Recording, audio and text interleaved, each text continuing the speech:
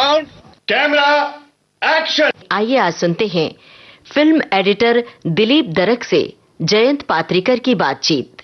ये है film editor Dilip दरक के फिल्मी गीतों की एक झलक। दिल दे के दर्द मोहब्बत लिया है, सोच समझ के ये सौदा किया है। मैंने प्यार किया, प्यार किया, प्यार किया है। मैंने प्यार किया, प्यार किया, प्यार किया है। तुम्हारा प्यार चाहिए मुझे जीने के लिए।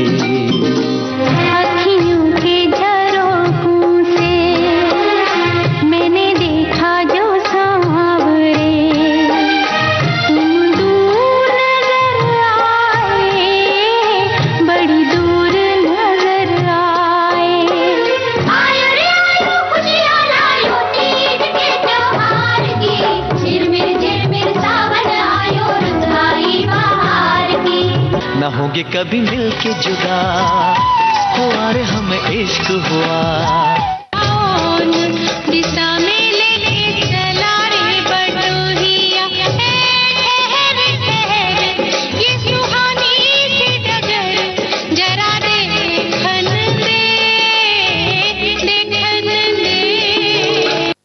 नमस्कार श्रोताओं, विविध भारती के विविध रंगी कार्यक्रमों में न जाने कितनी ही फिल्मी हस्तियों से आज तक हम मिलते रहे हैं, उनसे रूबरू होते रहे हैं और आपने फिल्म के जितने भी पक्ष हैं, जितने पहलू हैं, फिल्म निर्माण हुआ, फिल्म निर्देशन हुआ, फिल्म में एक्टिंग करने वाले भी यहां आते रहे हैं, फिल्म के लिए गीत गाने वाले आते रहे हैं, संगीतकार आते रहे हैं, शायर आते रहे हैं, गीतकार आते रहे हैं। मगर फिल्म का एक और बहुत ही महत्वपूर्ण पक्ष है, एक पहलू है, जो है फिल्म एडिटिंग।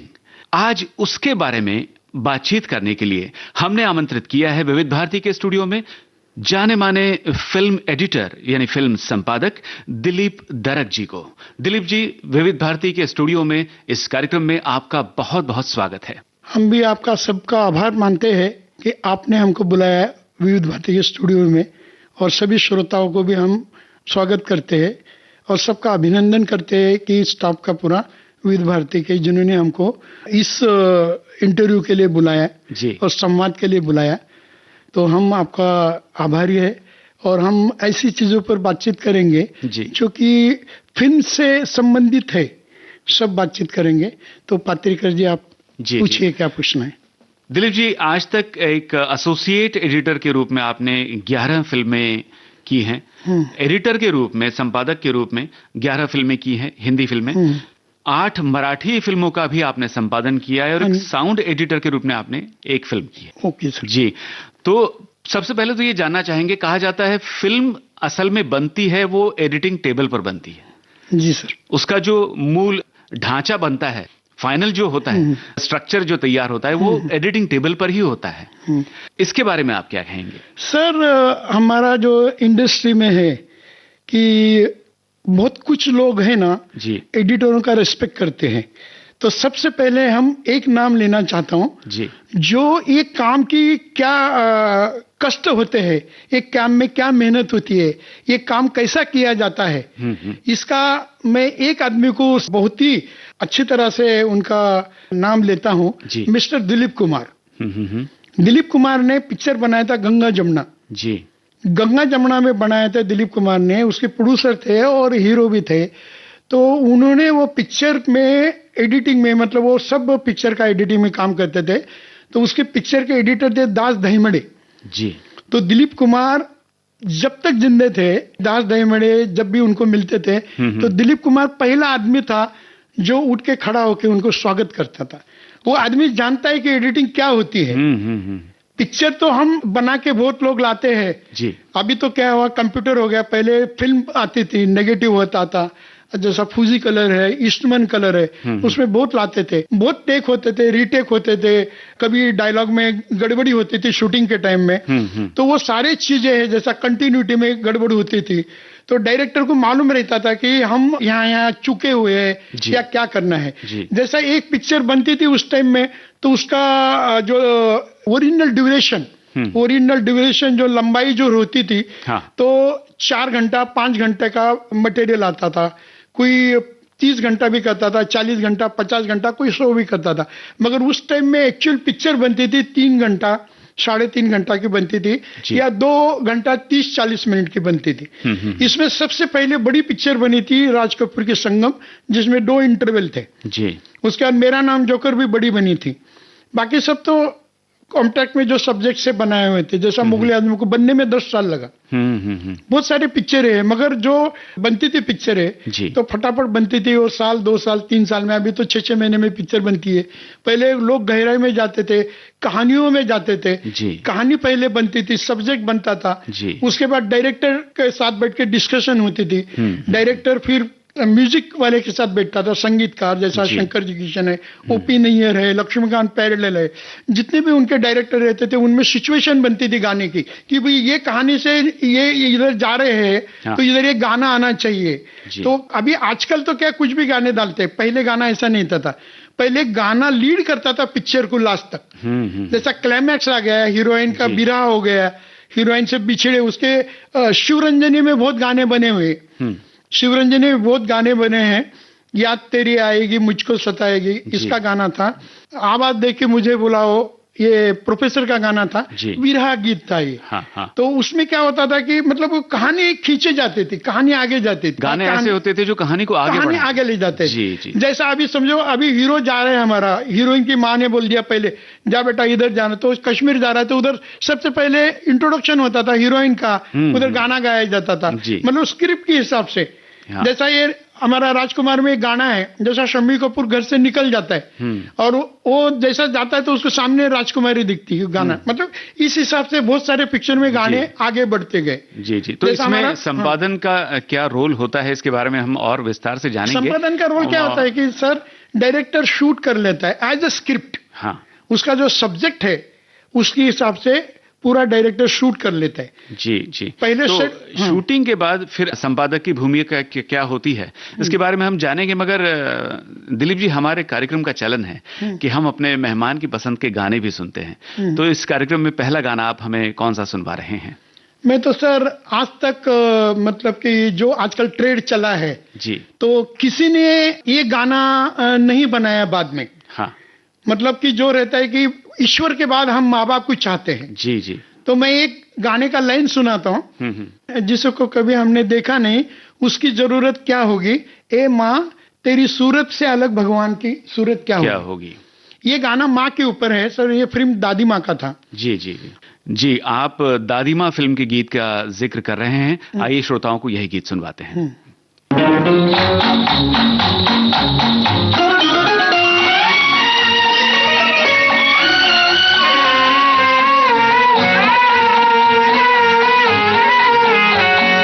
को नहीं देखा हमने कभी, पर इसकी जरूरत क्या होगी। ऐ माँ तेरी सूरत से अलग भगवान की सूरत क्या होगी, उसको नहीं देखा हमने कभी।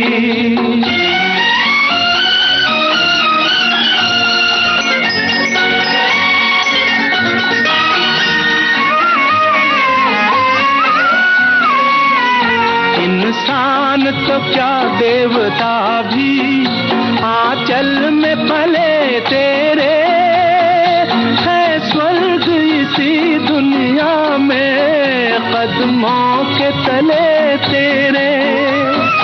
ममता ही लुटाए जिसके नयन हो, ममता ही लुटाए जिसके नयन, ऐसी कोई मूरत क्या होगी। ऐ माँ तेरी सूरत से अलग भगवान की सूरत क्या होगी, उसको नहीं देखा हमने कभी।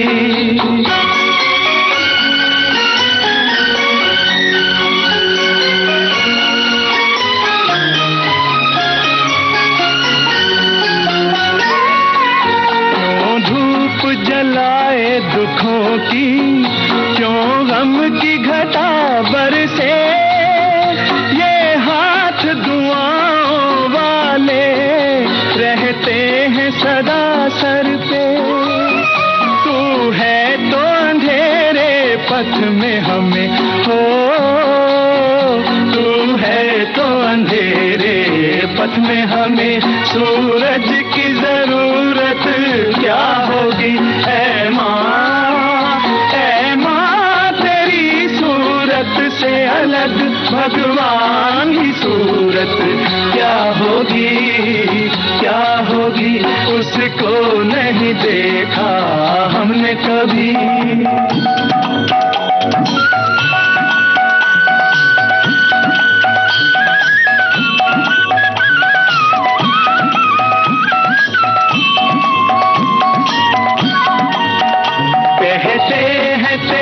शान में जो कोई ऊंचे बोल नहीं, भगवान के पास भी माता तेरे प्यार का मोल नहीं। हम तो यही जाने तुझसे बड़ी हो, हम तो यही जाने तुझसे बड़ी संसार की दौलत क्या होगी। ऐ माँ तेरी सूरत से अलग भगवान की सूरत क्या होगी, क्या होगी। उसको नहीं देखा हमने कभी, पर इसकी जरूरत क्या होगी। ऐ माँ तेरी सूरत से अलग भगवान की सूरत क्या होगी, क्या होगी। उसको नहीं देखा हमने कभी।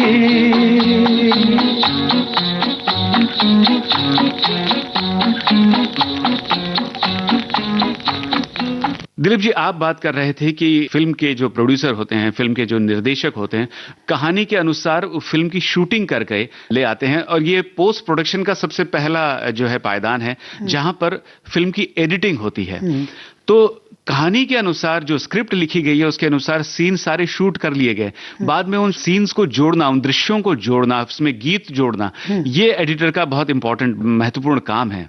जी सर। ये किस तरह से किया जाता है? सर यहाँ पर क्या होता है कि एज पर जो डायरेक्टर, प्रोड्यूसर तो पैसा ये कर लेता है, मतलब पैसा लगा देता है। हाँ जी। डायरेक्टर उसको शूट कर लेता है।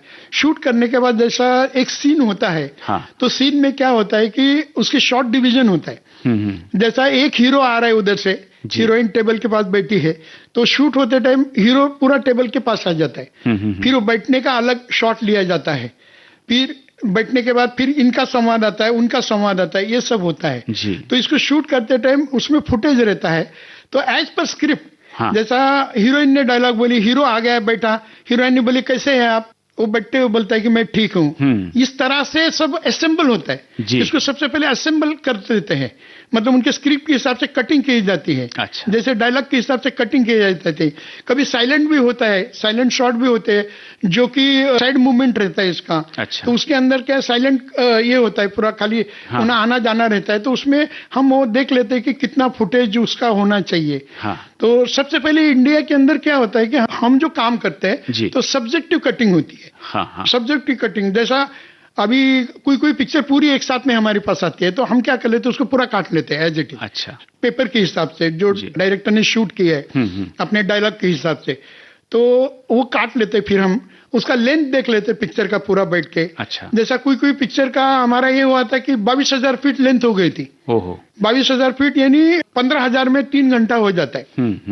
450 फुट में एक घंटा हो जाता है जी। तो उस हिसाब से होता है। तो वो पिक्चर को क्या कर लेते हैं, फिर ये सब्जेक्टिव कटिंग हो गया हमारा। फिर डायरेक्टर हमको बोलता है कि सर अभी ऐसा करना है, कैसा करेंगे। फिर वो ऑब्जेक्टिव कटिंग, इंडिया के अंदर ये होता है फॉर्मेट। अच्छा। ऑब्जेक्टिव कटिंग मतलब हमको क्या क्या चाहिए ऑब्जेक्ट, जैसा हम बहुत सारे चीजें रहते हैं। हाँ। जैसा लॉन्ग शॉट में 2-3 बार एंट्री दिखाते हैं। हाँ। कुछ लॉन्ग शॉट में दौड़ते हुए दिखाते हैं। जैसा हीरो आ गया तो उसका लेंथ कम करके उसको ऑब्जेक्टिव कॉम्पैक्ट कर लेते हैं उसको, जी जी जो कि हम सब बैठ के देखते हैं। हाँ पहले क्या होता था कि शूट होने के बाद प्रोड्यूसर, डायरेक्टर, एडिटर, कैमरामैन हाँ। सब बैठ के देखते थे, फिर वो सबका सजेशन लिया जाता था जी। कि भाई इतनी इतनी पिक्चर बनी है, कैसे बनी है। तो कोई कोई पिक्चर इतनी कॉम्पैक्ट रहती थी, जैसा हमारा नदिया का पैर एक पिक्चर था राजश्री का, जी। जिसमें हम अभी भी कुछ काट नहीं सकते, जितना हम उन्होंने शूट किया वही पिक्चर है। अच्छा इतना परफेक्ट स्क्रिप्ट थी उसका, मतलब आज भी आप देखेंगे तो आप पहले फ्रेम से बैठेंगे, लास्ट फ्रेम तक आप पिक्चर देखेंगे, आपको कहीं नहीं लगेगा कि मैं उठ के जाऊं या चाय पीऊं, हाँ, या हाँ, फ्रिज में से पानी लेके पीऊं, जी, जी। या वाइफ को बोलूं कि भी समोसा ला, हाँ, बिस्किट ला। हाँ, ये वो हाँ। पिक्चर में बहुत सारे पिक्चर ऐसे जो होता नहीं, आदमी बैठ के देखता है, पिक्चर में खो जाता है, कैरेक्टर में खो जाता है। जी जी। जैसे शूटिंग के बारे में आमतौर पे सब हमारे श्रोताओं ने भी पढ़ा होगा, सुना होगा, देखा होगा कि शूटिंग के दौरान बार बार सीन शूट किए जाते हैं। हाँ, उसका वजह क्या है सर मालूम है? हाँ। उसकी वजह क्या रहता है कि ये जो रहता है ना, मेमोरीज रहता है। हाँ जैसा एक लाइन दी जाती है, अभी कुछ आर्टिस्ट ऐसे हैं जी जो एक बार पढ़ लेते हैं ना, हाँ। तो वो पूरा पेपर याद हो बाजू में जाता रख देते हैं। हाँ जैसे अभी नाम अगर आप बोलते हैं तो ले लूंगा मैं, बहुत सारे आर्टिस्ट थे, जी। जैसा शत्रुघ्न सिन्हा है, हाँ। 5-5 पेज का डायलॉग बोल जाता था। ओहो क्या अमजद बात। खान 5-5 पेज का डायलॉग, 3 पेज का। अमिताभ बच्चन, हाँ हाँ अमिताभ बच्चन को कितना भी आप डायलॉग दे दो, हाँ वो एक बार देखेगा, 2-3 बार ये करेगा।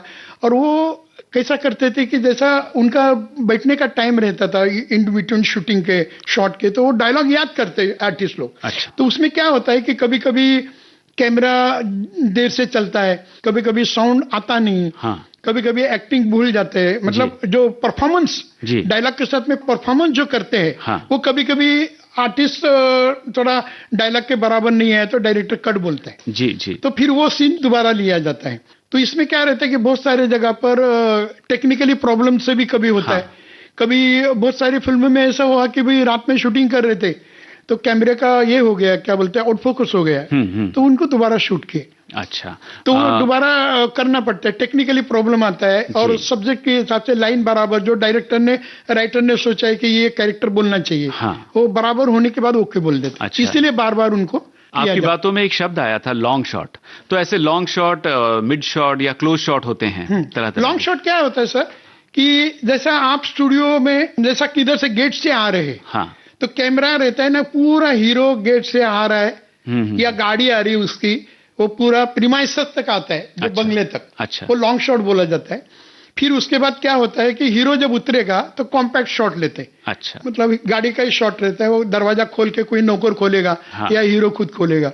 फिर क्लोज ये रहता है कि अपना ये एंगल रहता है, जैसा अपना जो गर्दन है या हाँ। फेस है, हाँ, हाँ। फेस का मतलब नीचे तक का जो शॉट रहता है जी। उसको क्लोज बोला Close जाता shot बोला है। जाता है। मतलब जनरली ये डेफिनेशन है इसकी। अच्छा। लॉन्ग शॉट मतलब बहुत दूर से आ रहा है, हाँ मिड शॉट यानी हाफ दिख रहे हैं, आप अपना कमर तक दिख रहे हैं, अच्छा और क्लोज शॉट मतलब अपना फेस दिख रहा है।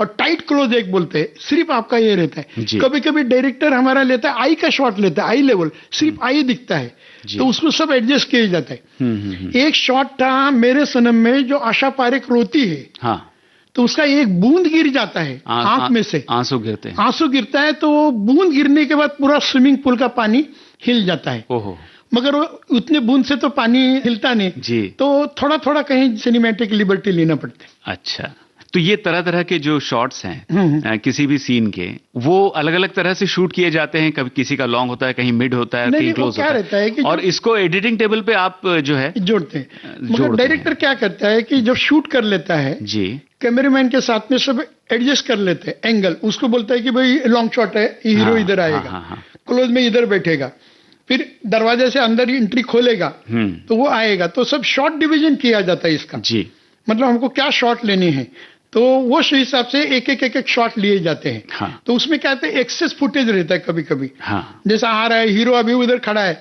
उसको सिग्नल नहीं मिला तो वो खड़े रहेगा और जोर से चिल्लाते अरे भाई आ जाओ, तो हीरो आना चालू हो जाता है। अच्छा। लॉन्ग में ऐसा हो जाता है। जी जी तो कभी कभी बहुत सारी जगह पर ऐसा रहता है कि हाँ। वो उसको मार्क नहीं मिलता। कुछ कुछ आर्टिस्ट तो एक्सपर्ट रहते जी। हैं बहुत सारे, जो कि जैसा उनको बोले कि भाई आ जाओ, आ जाते जी। हैं। नजदीक तो बोला जाता है कि भाई ये बोलना है आपको, ये करना है, ये है, ये है, हाँ, ऐसा है। जी जी उसमें क्या करते हैं, हाँ। जी, संपादन के बारे में आप जितना विस्तार से और बहुत अच्छी तरह से हमें बता रहे हैं, ये बातें जारी रहेंगी, मगर अपने श्रोताओं को एक और गीत सुनाएंगे हम यहाँ।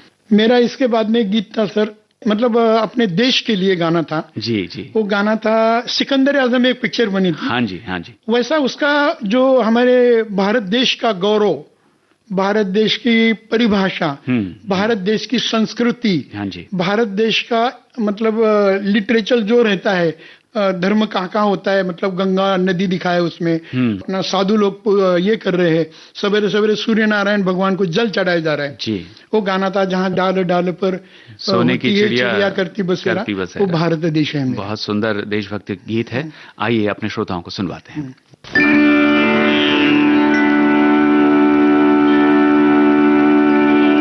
जहाँ डाल डाल पर सोने की चिड़ियाँ करती हैं बसेरा,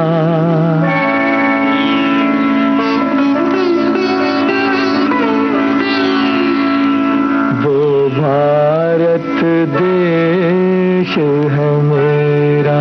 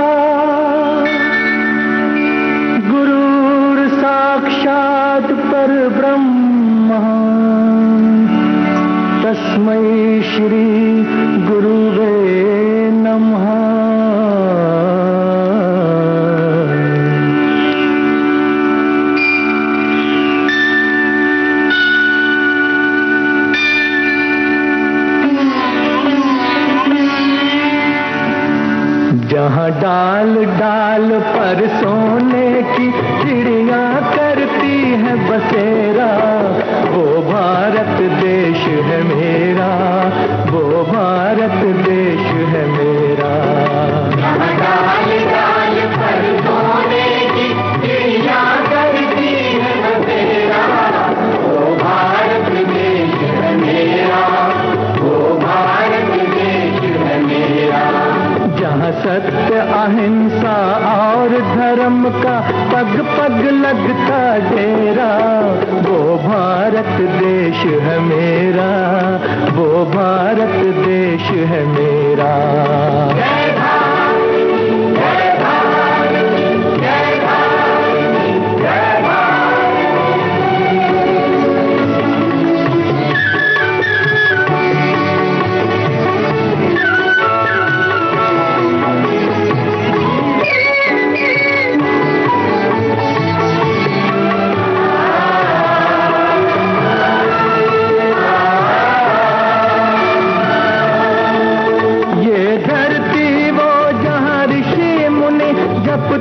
प्रभु नाम की माला,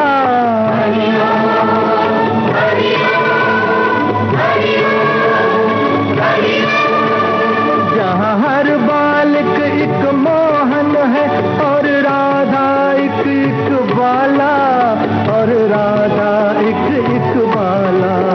जहाँ सूरज सबसे पहले आकर डाले अपना फेरा, वो भारत देश है मेरा, वो भारत देश है मेरा। जहाँ डाल डाल पर सोने की चिड़ियाँ करती हैं बसेरा, वो भारत देश है मेरा, वो भारत देश है मेरा।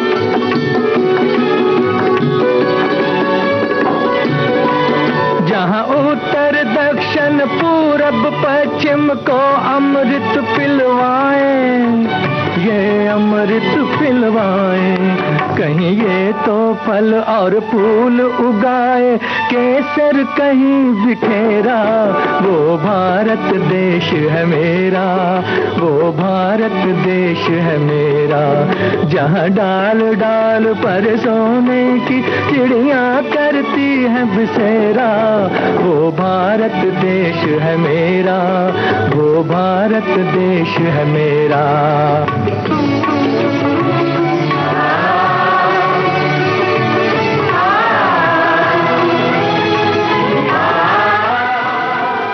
दिलीप जी, फिल्म संपादन के बारे में हम बात कर रहे हैं और कई फिल्मों के संपादन का आपको अनुभव रहा है। अभी हमारी बातें हो रही थी अलग अलग शॉट्स के बारे में।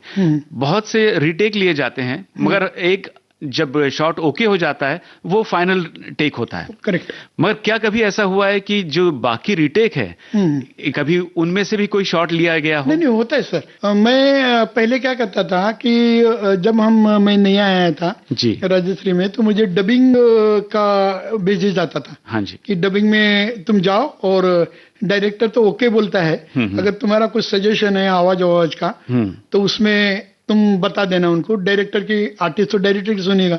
हम तो जाते थे वही हमारा डील फटेगा, कुछ फटेगा जुड़ने के लिए। तो कभी कभी ऐसा होता है कि किसी किसी आर्टिस्ट को, जो नए आर्टिस्ट आते थे, वो जैसा रिकॉर्डिंग चालू होती तो रेड बल्ब जलता था उधर थिएटर में। तो वो क्या है कि वो घबरा जाते थे। तो कभी कभी हम ऐसा करते थे, लाइट बंद करके रिकॉर्डिंग कर लेते थे उनकी। अच्छा आता है। अच्छा। वैसा वैसा कभी कभी तो क्या है, कुछ सिचुएशन ऐसे रहते हैं जिसमें जो एक बार बोला तो ओके हो जाते। अच्छा। कुछ आर्टिस्ट जैसा बहुत सारे, अमित जी है, अपना अनुपम खेर है, और अमजद खान है, जितने भी आर्टिस्ट है उनको, बहुत सारे आर्टिस्ट है जो सीनियर है, धर्मेंद्र है, जितेंद्र है, ये सब लोग है ना, कर लेते थे। ज्यादा उनका ये नहीं होता था। अच्छा, रेटिस नहीं होता था। बहुत सारे आर्टिस्ट का होता है। ऐसा नहीं मैं नाम लिया ऐसा कि हमने उनके पिक्चर में काम किया था बोलकर। जी जी जी। तो इनका रिटेक नहीं होता है। जैसे दिलीप कुमार साहब है, दिलीप कुमार साहब को मतलब उनका जो काम है, जब तक उनको अच्छा नहीं लगता वो ओके नहीं बोलते। अच्छा। मतलब उसको बोला जाता है यूनिवर्सिटी ऑफ एक्टिंग। उसको आज एक वर्ड है हमारा बोला हुआ, यूनिवर्सिटी ऑफ एक्टिंग। जी। मतलब उनका एक एक खो जाते थे वो कैरेक्टर में। पहले के आर्टिस्ट सब खो जाते थे, लगता नहीं था कि एक्टिंग कर रहे। अशोक कुमार है, निरूपा है, पृथ्वीराज कपूर है, लगता नहीं आपको कि ये लोग एक्टिंग कर रहे हैं। लगता था कि ये वो कैरेक्टर में खोए हैं, वो सीन में खोए हुए पूरी तरह से डूब जाते हैं। और जब तक उनको अच्छा नहीं लगता था तो नहीं बोलते थे, डायरेक्टर को ही बोलते थे भैया और एक टेक करेंगे। और कर लो। अच्छा। और या तो उनको पहले ही बोलते, रिहर्सल पक्का बताते थे उनको कि ऐसा करना है, ये करना है, वो करना है। तो और कुछ कुछ आर्टिस्ट इतना अच्छा रहते थे ना, उनको लगता था कि भाई ये हमने गलत बोला है या दोबारा इससे हम कर सकते हैं। अच्छा। तो डायरेक्टर को बोलते थे कि भाई ये इससे हम ये कर लेते थे। जैसा हम एक पिक्चर का मैं काम कर रहा था, पिक्चर का नाम था इंद्रजीत जी। तो उसमें अमिताभ बच्चन ने काम किया था और हम तो साउंड का काम करते थे, डबिंग वबिंग का जी। तो अमिताभ बच्चन का क्या है कि वो डबिंग मैच नहीं करते थे हम, दूसरे वो डायरेक्ट चला जाता था, उनका रील ही चला जाता था सीधा फाइनल मिक्सिंग में। अच्छा। तो हम काम कर रहे थे ना, अमिताभ बच्चन को विदेश जाना था उनको, तो उसमें कुछ प्रॉब्लम हुआ था, तो उन्होंने बोल दिए कि भाई ये रील आप ट्रांसफर करके एडिटर को देना, अच्छा, करेक्ट कर देंगे। वाकई वो परफेक्ट करते थे। सब आर्टिस्ट, बहुत सारे आर्टिस्ट है ऐसा कि देखो, सब जितने भी आर्टिस्ट है सब अच्छे अपना काम करते हैं, मगर जो कैरेक्टर में खो जाते, बहुत सारे आर्टिस्ट है ना कैरेक्टर में खो जाते पूरा, शुरू से ही खो जाते, उनको स्क्रिप्ट दी जाती है तो उस हिसाब से वो काम कर लेते हैं। जी। एडिटिंग के बारे में और भी बातें हम करेंगे, जिन फिल्मों की आपने एडिटिंग की है, मगर अब आपके बारे में जानना चाहेंगे कि ये आप किस तरह से जुड़े हैं फिल्मों से, शुरुआत कहाँ हुई थी? सर मैं लातूर डिस्ट्रिक्ट का हूँ, मेरा छोटा सा प्लेस है जी, नीलंगा तालुका में मदनसरी गाँव है। मगर मेरे भाई साहब थे फिल्म लाइन में, वो मनमोहन देसाई के साथ में थे। उसके पहले वो जुड़े थे कमलाकर तोरणे जी, मराठी पिक्चर के बहुत बड़े नामी डायरेक्टर थे। हाँ जी। कमलाकर तोरणे, अनंत माने, शंकर चौहान और बहुत सारे ऐसे डायरेक्टर थे, उनके साथ जुड़े थे। तो मैं छुट्टियों में बॉम्बे आता था। अच्छा। मैं छोटा था तब बॉम्बे आता था, मगर एक बार फर्स्ट टाइम मैं 73 में बॉम्बे में आया और उनको बोला, उनके पास आया मैं, तो नागेश दरक जी वो उस टाइम असिस्टेंट थे। मनमोहन देसाई प्रयागराज पाप पुण्य बन रही थी। अच्छा। मनमोहन देसाई की आगले लग जा बन रहे थे। तो उस टाइम में मैं शूटिंग में जाता था। पहले अभी वो मराठवाड़ा से तो एक ही आदमी था, वो फर्स्ट बॉम्बे में जी। 63 से। हाँ। फिर उसके बाद हम आते थे इधर। आने के बाद एक दिन मैं 73 में एसएससी मेरा हुआ, उसके बाद आया छुट्टियों में। तो मैं कहता कि मेरी माँ की याद आती थी मुझे, तो मुझे रोना आने लगा। अच्छा। तो उन्होंने बोले नहीं तू जा, अभी तुझे ये नहीं होगा। फिर गया मैं 77 में मैं ग्रेजुएशन कंप्लीट किया नीलंगा में, महाराष्ट्र महाविद्यालय में। हाँ। उसके बाद मैंने ठान लिया था कि उस टाइम में हमारे वहाँ क्या था कि कमर्शियलाइज नहीं था ज्यादा। अच्छा। मतलब देश में उतना, मतलब आज जैसा बहुत सारी जगह पर कॉम्प्लेक्स खोले हुए, मॉल खोले हुए। पहले क्या दुकान था, किराना का दुकान, कपड़े का दुकान, और ऐसे 2-3 दुकान रहते थे। ज्यादा से ज्यादा एक बहुत बड़ा दुकान रहे तो उसमें सब जनरल स्टोर बोलते थे। हाँ। तो उस टाइम में नौकरी का बहुत प्रॉब्लम था। हमने एम्प्लॉयमेंट एक्सचेंज में मेरा नाम दे दिया था मैंने, भाई हमको नौकरी दे दो कोई भी मिले तो। उस्मानाबाद जब था, अभी उस्मानाबाद डिस्ट्रिक्ट था हमारा नीलंगा का, अभी लातूर हो गया। तो उस टाइम क्या हुआ कि नौकरी लगती नहीं थी उस टाइम में। जी। उसके ऊपर बहुत पिक्चर भी बनी थी। तो हम क्या किए, उधर से आए इधर, भाई को बोले तो भाई ने बोला कि भाई तुम आ जाओ इधर, एक जगह पर काम है जी। तो उन्होंने मुझे राजश्री प्रोडक्शन में, मिस्टर मुख्तार अहमद थे एडिटर वहाँ के, जो राजश्री की पिक्चर के वो शुरू पहले से पिक्चर। हाँ। दोस्ती और आरती में वो असिस्टेंट थे। अच्छा। फिर वो एडिटर बने, तकदीर पिक्चर आई थी एक, भारत भूषण शालिनी की। अच्छा। उसमें एडिटर बने थे। उसके बाद राजश्री के पिक्चर किए, अब तो उनका डेथ तक उन्होंने पिक्चर किए। तो हमारे साथ साथ उनकी लास्ट पिक्चर थी राजश्री की। तो उनके पास लेके गए तो मैं रॉ था, मुझे कुछ मालूम नहीं था ये नेगेटिव क्या है, साउंड क्या है, पॉजिटिव क्या है, साउंड कैसा रखो है, कुछ नहीं। अच्छा। एक रफ गांव का आदमी था मैं। हाँ। तो आके ज्वाइन किया राजश्री में। मगर मैं बोलता हूँ कि भाई मुझे इस दुनिया में लाने वाले तो मेरे माँ बाप है, हाँ। मगर जो मुझे फिल्म लाइन में लाने वाले हैं राजश्री प्रोडक्शन है।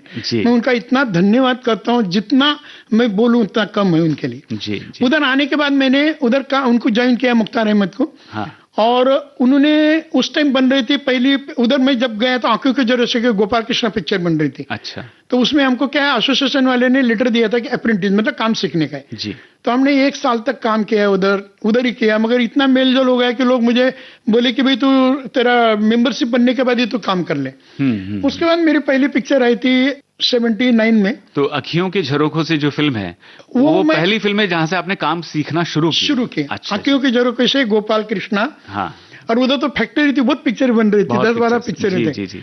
तो काम सीखते गए हम उसमें। हाँ। काम सीखने के बाद हमको 1 साल के बाद 78 में कार्ड मिल गया। 77 में ज्वाइन किया था एसोसिएशन।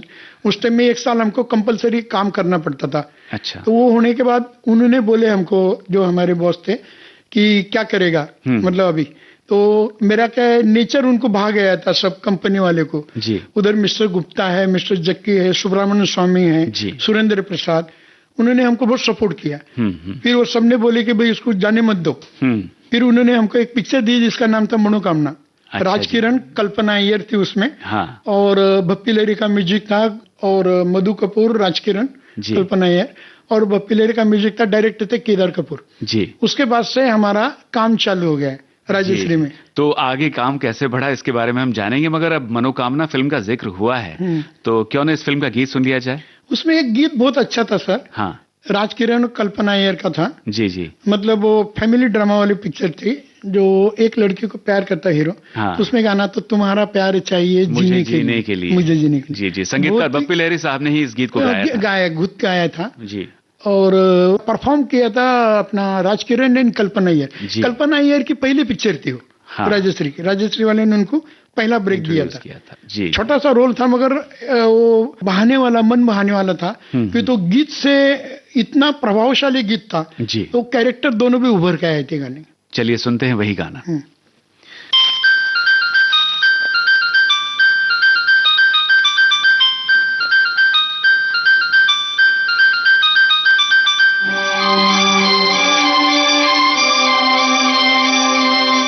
प्यार चाहिए मुझे जीने के लिए, तुम्हारा प्यार चाहिए मुझे जीने के लिए, मुझको हर घड़ी दीदार चाहिए, तुम्हारा प्यार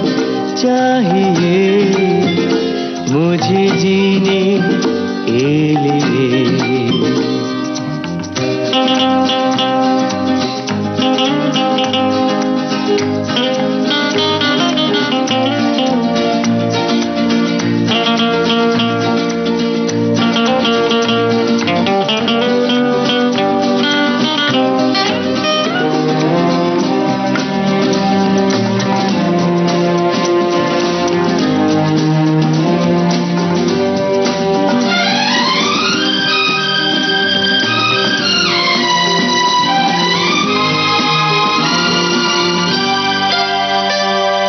रूप रंग पर मरता आया सदियों से ये जमाना, मैं मन की सुंदरता देखूं, प्यार का मैं दीवाना, तुम्हारा प्यार चाहिए मुझे जीने के लिए। तूफान में बाहों की पतवार चाहिए, तुम्हारा प्यार चाहिए मुझे जीने के लिए।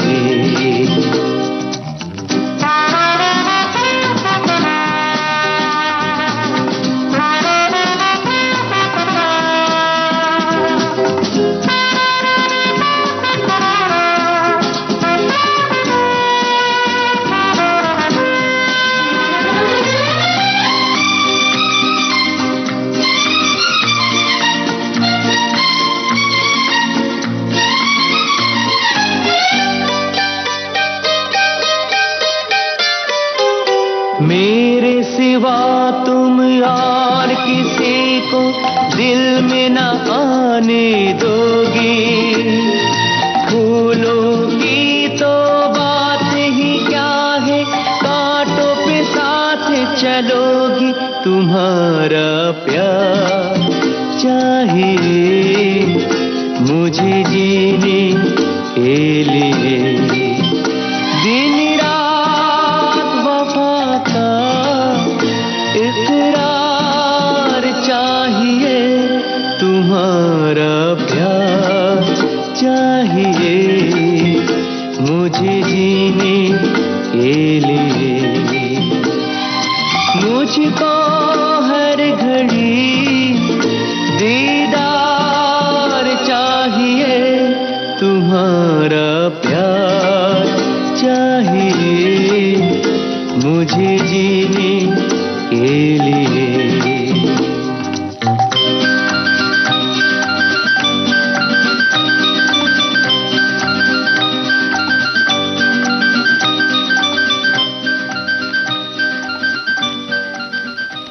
दिलीप जी, जिस तरह से आपने बताया कि फिल्म का काम सीखना आपने शुरू किया था आंखियों की झरोखों से इस फिल्म से, और उसके बाद आपको जो फिल्म मिली वो मनोकामना, जिसके लिए आपने एडिटिंग सीखना शुरू किया, उसके बाद एक असिस्टेंट के रूप में या एसोसिएट एडिटर के रूप में कौन सी फिल्म थी आपकी? मैंने तो उसके बाद सर राजश्री का ही काम ज्यादा किया। एक बार कहो पिक्चर थी, हाँ, एक बार कहो के बाद आई, फिर एक पायल की जनकार पिक्चर थी और वो किया था। फिर उसके बाद नदिया के पार, अच्छा, नदिया के पार में हमको एक पिक्चर, फिर उसके बाद आई फुलवारी बोल के पिक्चर आई थी राजश्री की जी। और उसके बाद उन्होंने एक पिक्चर बनाया था, क्योंकि उन्होंने 50 पिक्चर बनाए थे, उनके बाद उन्होंने एक पिक्चर बनाई थी रिमझिम गीतों की।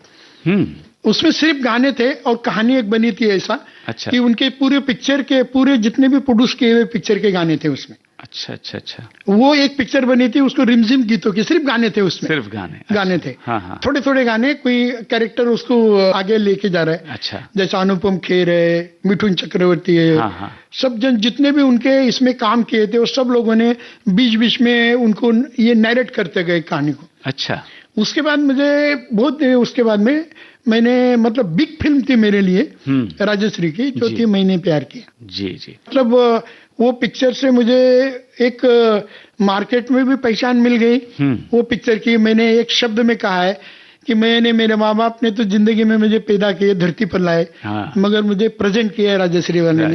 राजश्री वाले ने मैंने जन्म दिया है फिल्म इंडस्ट्री में। आज भी मैं किधर भी जाता हूँ, हाँ, कि राजश्री प्रोडक्शन का मैं आया हूँ, तो वो लोग मुझे ना नहीं बोलते किधर भी। नदिया के पार एक बहुत ही माकूल फिल्म रही है, बहुत प्रसिद्ध हुई थी, बहुत चली थी ये फिल्म।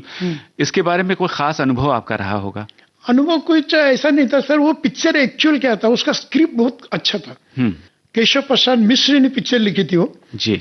और उसमें क्या था कि जैसा प्रेमचंद का गोदान किताब थी ना जी, वो जी। आंचलिक उपन्यास था वो। आंचलिक उपन्यास यानी वहाँ के जो रीत रिवाज है, तीज त्योहार है, शादी कैसी होती है, वहाँ का रहन कौन सा है, वहाँ के जो दीपा शक्ति बोल के आज भी मंदिर है, प्रसिद्ध मंदिर है वहाँ का, वो आसपास में उन्होंने शूटिंग किए थे। तो आंचलिक उपन्यास था, तो पूरा वो जौनपुर के आसपास में वो शूटिंग हुई है उनका।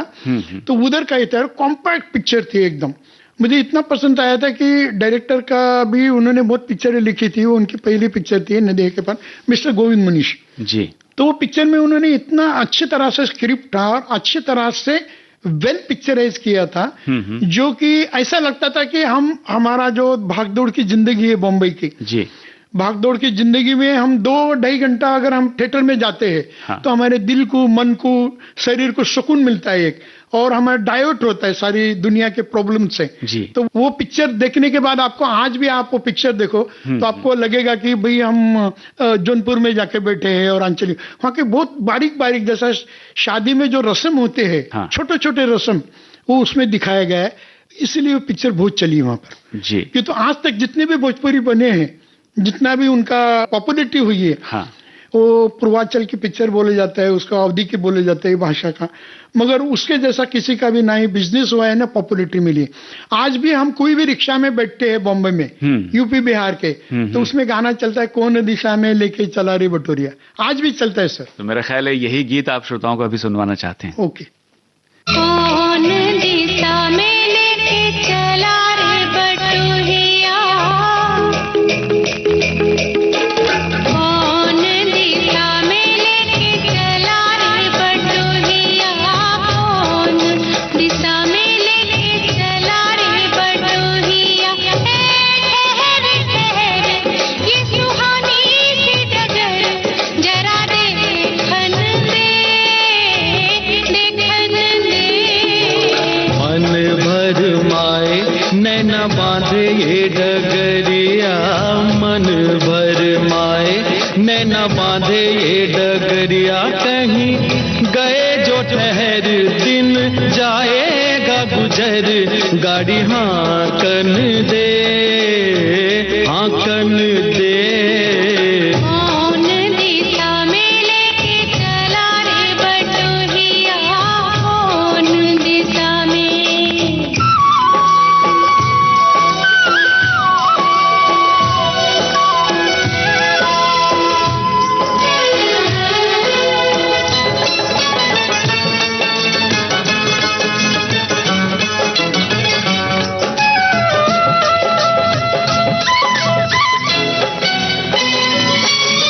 पहली बार हम निकले हैं घर से, किसी अनजाने के संग हो।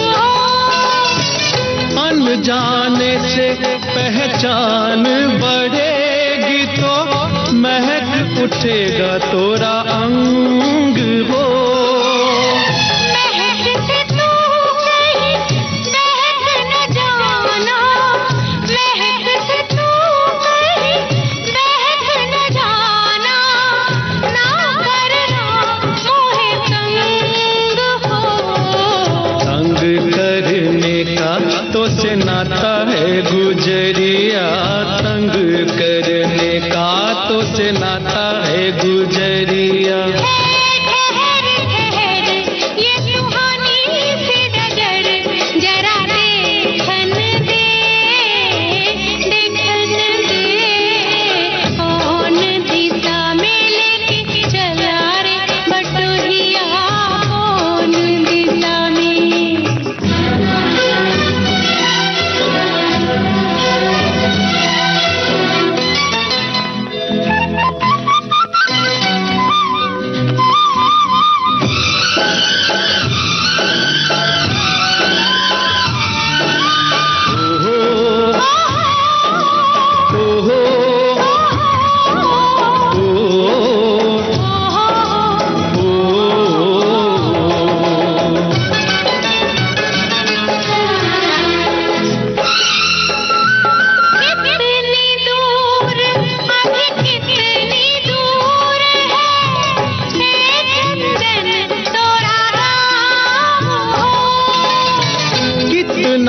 अपना लगने लगे जब कोई बुलाए लेके नाम हो। नाम न ले तो क्या कह के बुलाए, नाम न ले तो क्या कह के बुलाए, कैसे कराए काम हो। साथी मितवा या अनाड़ी कहो गोरिया, साथी मितवा या अनाड़ी कहो गोरिया, कहीं गए जो ठहर दिन जाएगा गुजर, गाड़ी हाँकन दे, हाँकन दे। कौन दिशा में लेके चला रे बटुहिया, कौन दिशा में।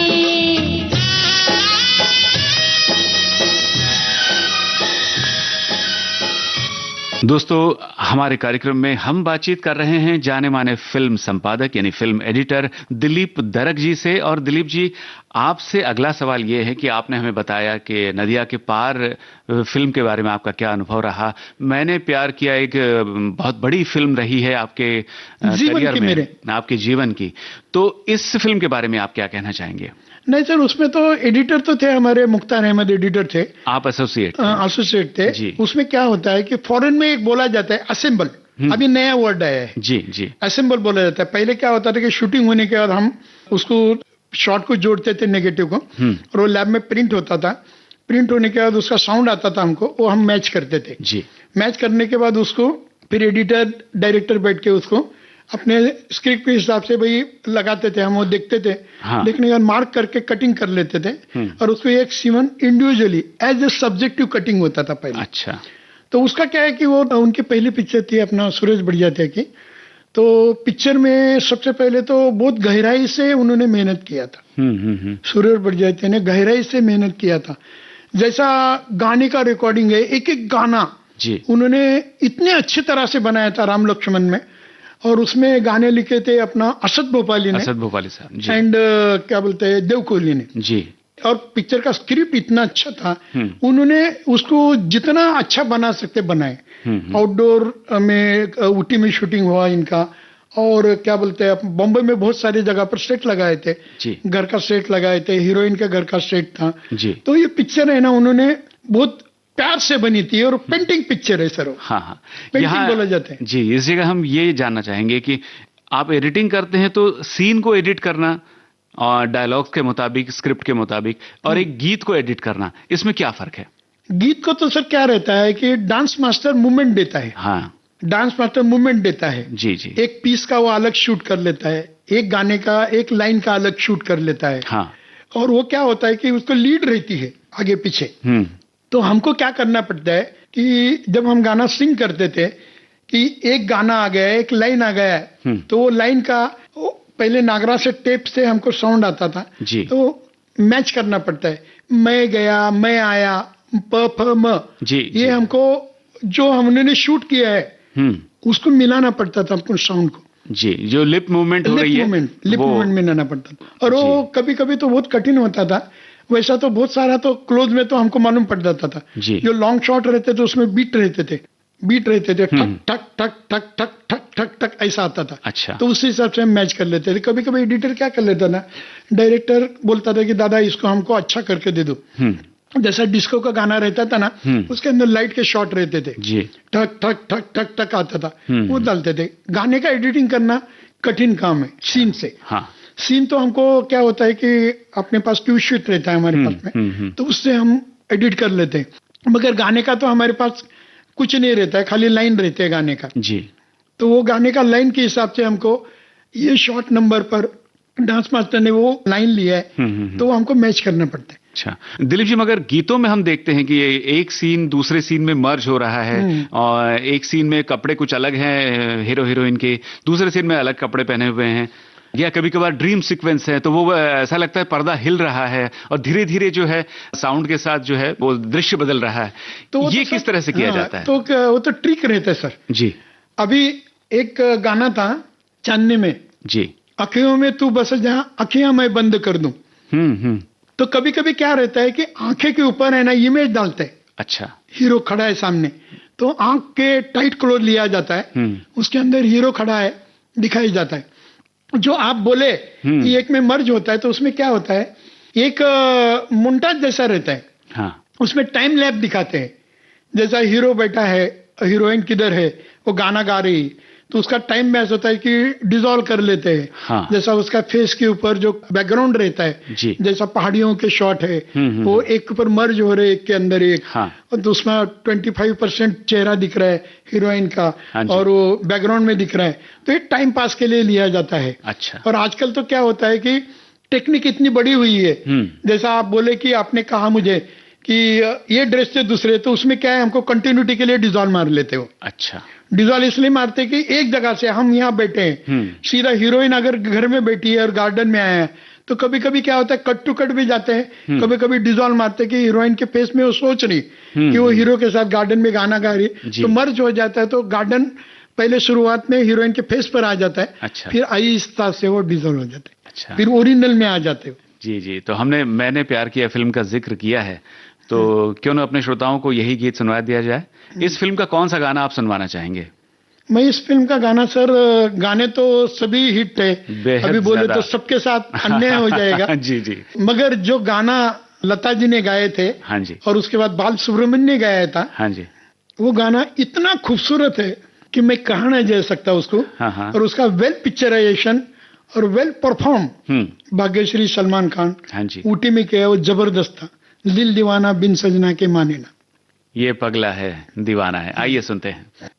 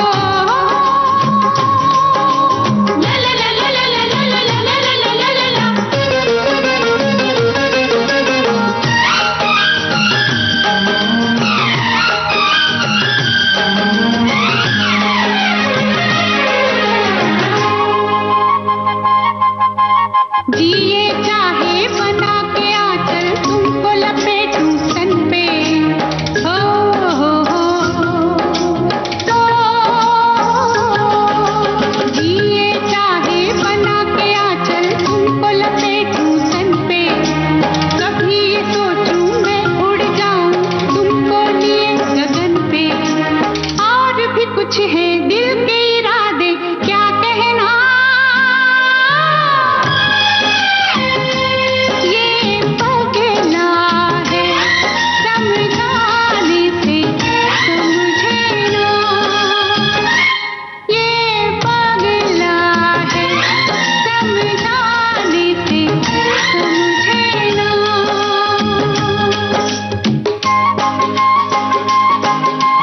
दिल दीवाना बिन सजना के माने ना